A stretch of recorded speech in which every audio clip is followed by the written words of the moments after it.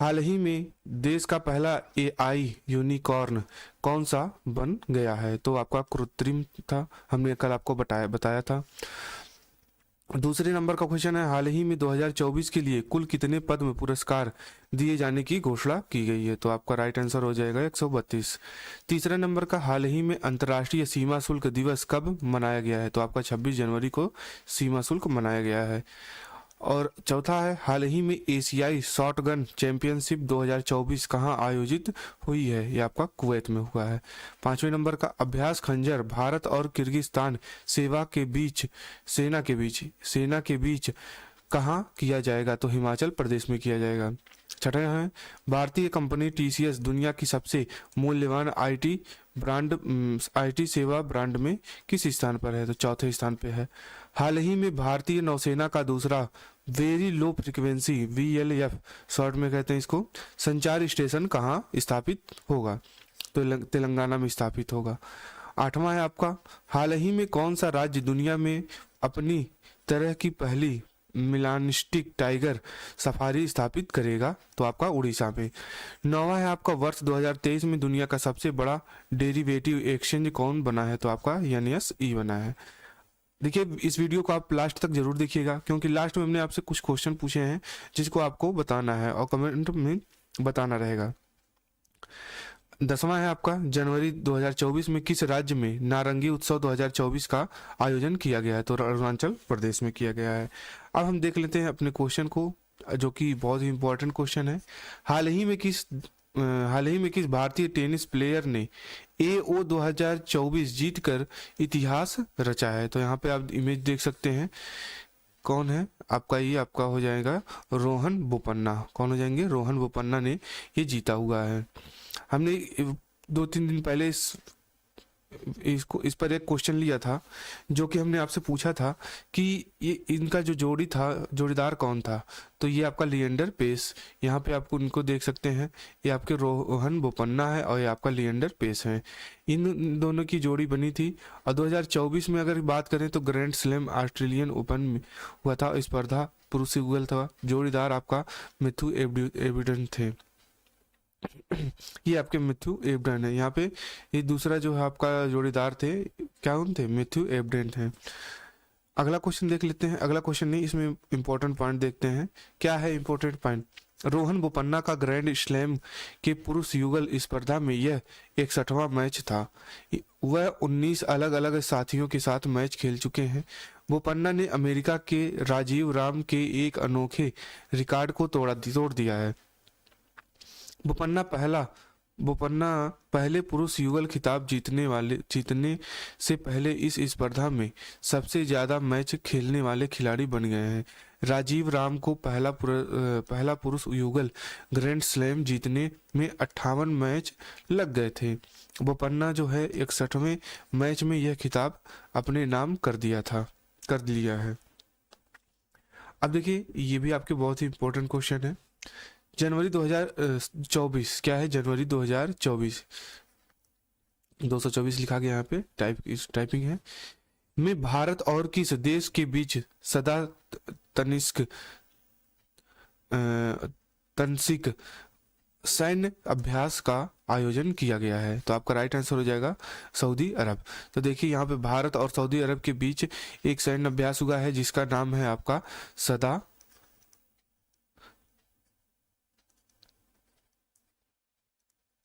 तनसीक। क्या है? तनसीक। ये आपका क्या है? ये आपका अभ्यास का नाम है, सदा तनसीक। ये आपका भारत और सऊदी अरब के बीच अभ्यास हुआ है, उसका नाम है। अब इसमें देखिए, भारत और सऊदी अरब की सेना के बीच संयुक्त सैन्य अभ्यास सदा तनसीक 29 जनवरी 2024 से राजस्थान में आरंभ होने जा रहा है। इस सदा तनसीक का आयोजन 29 जनवरी से 10 फरवरी 2024 तक राजस्थान में आयोजित किया जाएगा। भारतीय सेना द्वारा दी गई जानकारी के अनुसार दोनों देशों के मध्य आयोजित होने वाला सदा तनसीक अपने प्रकार का प्रथम युद्धाभ्यास है। सदा तनसीक का उद्देश्य जो है वो इस अभ्यास का जो उद्देश्य है, दोनों देशों की सेनाओं के मध्य सर्वोत्तम सैन्य गतिविधियों और अनुभव को साझा करना। और क्या इसका उद्देश्य है कि भारत और सऊदी अरब के बीच सैन्य सहयोग और अंतर संचालन को बढ़ावा मिलेगा। इससे दोनों देशों के सेनाओं के बीच सर्वोत्तम प्रथाओं को सीखकर और साझा करके तालमेल, अंतर संचालनीयता और संयुक्त कौशल को बढ़ाना है। यह संयुक्त अभ्यास संयुक्त राष्ट्र जनादेश के तहत आतंकवाद विरोधी अभियानों पर केंद्रित होगा। इस अभ्यास के दौरान प्रतिभागी संयुक्त योजना संचालन, संयुक्त सामरिक अभ्यास से लेकर मिशनों में शामिल होंगे। इस अभ्यास फील्ड कमांडर और सैनिकों का एक दूसरे के साथ बातचीत करने का अवसर प्रदान करेंगे। भारत और सऊदी अरब के मध्य होने वाले अन्य सैन्य अभ्यास, एक तो आपका अल मोहद अल हिंदी है और अभ्यास है, और आपका भारत और सऊदी अरब ने अपना पहला नौसेना संयुक्त अभ्यास अल मोहम्मद अल हिंदी सैन्य अभ्यास आयोजन किया है।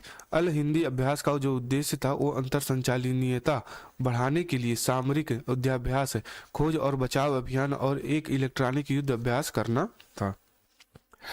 अगला क्वेश्चन है तीसरे नंबर का क्वेश्चन देखिए क्या है। अंतर्राष्ट्रीय प्रलय स्मरण दिवस कब मनाया गया है? तो आपका 27 जनवरी को मनाया गया है। देखिए जब भी कोई भी शोक के रूप में मनाया जाता है तो मोमबत्ती जला करके उस शोक का प्रकट किया जाता है, उस शोक को। तो इसको इंग्लिश में कहते हैं इंटरनेशनल होलोकॉस्ट रिमेम्बरेंस डे, जो कि आपका 27 जनवरी को मनाया गया है। अब देखिए यहाँ पे कुछ इंपॉर्टेंट डे है।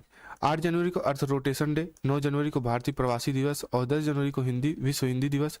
11 जनवरी को लाल बहादुर शास्त्री जी की पुण्यतिथि होती है और 11 जनवरी को ही राष्ट्रीय मानव तस्करी जागरूकता दिवस भी मनाया जाता है और नेशनल रोड सेफ्टी डे भी मनाया जाता है और 12 जनवरी को राष्ट्रीय युवा दिवस मनाया जाता है। 14 जनवरी को लोहड़ी और 15 जनवरी को मकर संक्रांति और 15 जनवरी को आपका पोंगल भी मनाया जाता है। साथ में आपका भारतीय नौसेना दिवस भी मनाया जाता है। 16 जनवरी को नेशनल स्टार्टअप डे मनाया जाता है। 23 जनवरी को नेताजी सुभाष चंद्र जयंती मनाई जाती है। 24 जनवरी को नेशनल गर्ल्स चाइल्ड डे मनाया जाता है। 25 जनवरी को राष्ट्रीय मतदाता दिवस मनाया जाता है। राष्ट्रीय पर्यटन दिवस भी आपका मनाया जाता है 25 जनवरी को ही, नेशनल टूरिज्म डे जिसको कहते हैं।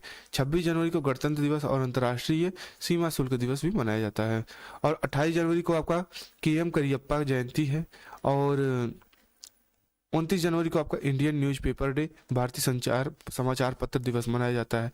29 जनवरी को आपका विश्व कुष्ठ दिवस भी मनाया जाता है, वर्ल्ड लेप्रोसी डे मनाया जाता है। 30 जनवरी को आपको शहीद दिवस मनाया जाता है, महात्मा गांधी की पुण्यतिथि के रूप में मनाया जाता है। चौथा क्वेश्चन है आपका, हाल ही में ओम की आकृति वाला शिव मंदिर व आश्रम कहाँ बनकर तैयार हो गया है? तो आपका राइट आंसर हो जाएगा ये राजस्थान में बन करके तैयार हो गया है। कहाँ पर बन के तैयार हो गया है? राजस्थान में। अब देखिए ये राजस्थान में जो बन करके तैयार हुआ है, ये यहाँ पर देख सकते हैं ओम मंदिर का जो आकृति है, ये मंदिर है आपकी। अब देखिए ये मंदिर जो है बन करके तो काफी दिन से तैयार हो गया था, लेकिन इसका उद्घाटन नहीं हुआ था। ये 22 जनवरी को जब राम मंदिर का उद्घाटन हुआ था, 22 जनवरी को ये जब राम मंदिर का PM मोदी ने अनावरण किया था, तो अनावरण नहीं उद्घाटन किया था, तो वहां पर जब इसका उद्घाटन हो गया तो उसके बाद इसका उद्घाटन हुआ किसका? ये आपका राजस्थान में ओम मंदिर का, ओम आकृति की मंदिर का। तो ये राजस्थान की पाली में प्राण प्रतिष्ठा की तैयारी चल रही है, ठीक है। इस सृष्टि की रचयिता कहे जाने वाले त्रिदेव ब्रह्मा, विष्णु और महेश को ओम का प्रतीक माना जाता है। ओम का निराकार स्वरूप धरती पर पहली बार राजस्थान में साकार हुआ। यह भोलेनाथ का मंदिर ओम के आकार में 28 वर्षों से बन रहा था। मंदिर अब बन करके तैयार हो चुका है। सिर्फ प्राण प्रतिष्ठा के दिन का इंतजार था, जो कि आपको हमने बता दिया कि आपका ये 22 फरवरी को, ठीक है, 22 जनवरी को आपका इसका उद्घाटन हुआ था। अब देखिए जो 19 फरवरी को खत्म हो जाएगा इसका प्राण प्रतिष्ठा जो कार्यक्रम है, ये 19 फरवरी को इसका खत्म हो जाएगा। अब देखिए अगला क्वेश्चन क्या है, हाल ही में किस भारतीय वैज्ञानिक को ब्लावतनिक पुरस्कार 2024 से सम्मानित किया गया है? तो यहाँ पे तीन लोग का इमेज देख सकते हैं। इससे आप पता लगा सकते हैं कि तीनों लोग आपका आंसर होंगे, लेकिन आपका चौथा ऑप्शन सही हो जाएगा, उपयुक्त सभी। तो देखिए, प्रो राहुल आर नायर और प्रो मोहिल और मलिक और डॉक्टर तन्मय भारत, ये आपके इन तीनों को पुरस्कार मिला है। अब देखिए, इसमें हम थोड़ा बहुत जान लेते हैं कि ब्रिटेन में युवा वैज्ञानिकों को दिए जाने वाले प्रतिष्ठित ब्लावेटनिक पुरस्कार 2024 के लिए चयनित कुल 9 वैज्ञानिकों में 3 भारतवंशी भी शामिल हुए हैं। ये पुरस्कार उन्हें रसायन, भौतिक और जीव विज्ञान, ठीक है, ये जीवन नहीं, जीव विज्ञान में उत्कृष्ट कार्य करने के लिए दिया गया जाएगा। देखिए, इस पुरस्कार के बारे में जान लेते हैं। इस पुरस्कार में सम्मानित 9 लोग थे, जिनमें 3 भारतीय थे, ये हमने आपको बता दिया है। देखिए, प्रोफेसर नायर के शोध के बारे में जान लेते हैं कि उन्होंने क्या शोध किया है। Professor Rahul R Nair Manchester विश्वविद्यालय में मटेरियल भौतिक विज्ञानी है। प्रोफेसर नायर को 2D मटेरियल पर आधारित नई झिल्ली विकसित करने के लिए विजेता नामित किया गया है। नायर द्वारा, ठीक है, नायर द्वारा विकसित झिल्लियां ऊर्जा कुशल पृथक्करण और निस्पंदन प्रौद्योगिकी में अग्रणी होंगे। प्रोफेसर नायर को अपना शोध जारी रखने के लिए 1 लाख पाउंड का अनुदान प्रदान किया जाएगा। और दूसरे आपके मलिक को क्वांटम संरचना के लिए सम्मान दिया गया है।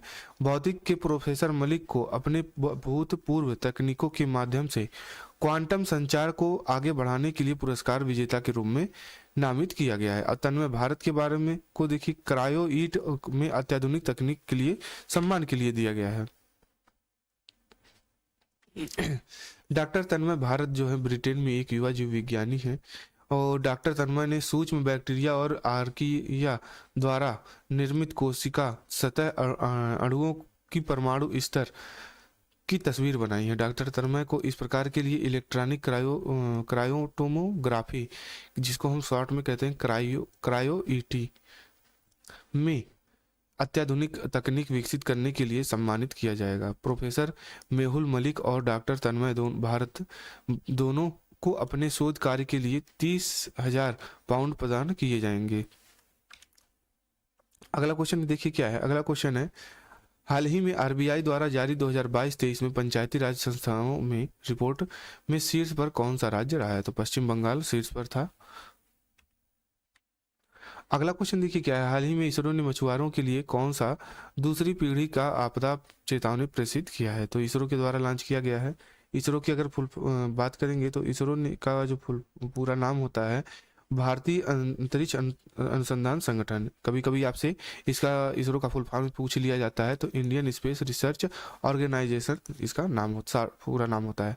दूसरी पीढ़ी की आपदा चेतावनी प्रतिष्ठित यानी सेकंड जनरेशन का डिस्ट्रेस अलर्ट ट्रांसमीटर, जिसको हम DATSG कहते हैं, इसका शॉर्ट फॉर्म है, विकसित किया